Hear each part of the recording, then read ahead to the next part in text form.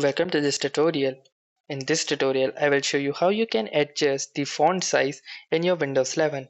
If you want to increase or decrease the font size of your Windows 11, then you need to follow these simple steps. First, let's head out to our settings. Now, once you are in the settings, you need to click on the Accessibility tab. In the Accessibility tab, you can see the text size option.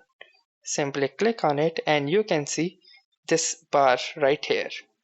You may scroll this and adjust the text accordingly. You can see the preview right here at the top corner. Now, once you find the suitable size which suits you, you can simply click on the apply button. Once you click on the apply button, it will take some time, and now you can notice that the Windows text is much larger and is accordance with your preferences.